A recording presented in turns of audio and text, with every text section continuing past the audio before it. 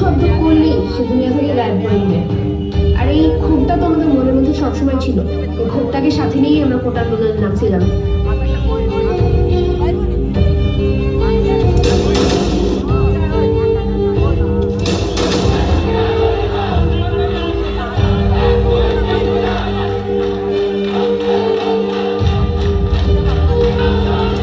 আমাদের দমাইতে শেখ হাসিনা তার সর্বশক্তি প্রয়োগ করছে।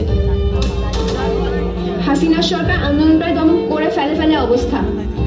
প্রধানমন্ত্রী শেখ হাসিনা কোটা রাখবেন না কোটা রাখবেন না।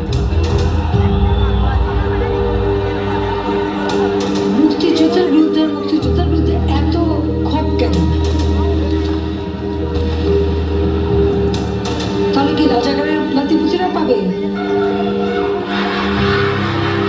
তখনই আমরা ছাত্রীরা আমরা রাস্তায় নামছি।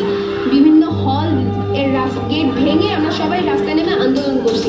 দ্য হোল প্যারাডাইম শিফটে আমরা আন্দোলনকে নতুন রাস্তা দেখাইছি। আমাদের রক্ত গরম হয়ে গেছে, আমাদের কান গরম হয়ে গেছে। আমাদেরকে যে রাজাকার ট্যাগ দিছিল না, আমরা ন্যারেটিভটাই চেঞ্জ করে দিছি। এই মহিলা কিভাবে বলে, সে দেশের প্রধানমন্ত্রী হয়ে এই কথা কি করে বলে, যে নিজেকে কি মনে করছে? সে ক্যাম্পাসে বিজিবি, পুলিশ, টোকাই, ছাত্রলীগ সব নামাইছে। এই যে 20 দিনের মধ্যে ব্রুটালি সে হাজারেরও বেশি ছাত্র জনতাকে তাদের তাজা প্রাণ খুন করেছে। এটা তো ম্যাস কিলিং, তাই না? একটা মারবেন 10টা আসবো, 10টা মারবেন লক্ষ আসবো। সারা দেশের মানুষ, মা বাপ সব একসাথে দাঁড়াবো। ওই কলেজে একটা মেয়ের আমি ভিডিও দেখলাম যে মাথার এদিকটা দেখা যাচ্ছে ওকে কোলে করে নিয়ে যাওয়া হচ্ছে বা আঁকড়ে ধরে রাখা হয়েছে, এদিকটা কিছু একটা নাই হলো, এদিকটা আঘাত আর ঝরঝর করে রক্ত পড়তেছে। আমি এভাবে কখনো রক্ত পড়তে দেখি নাই।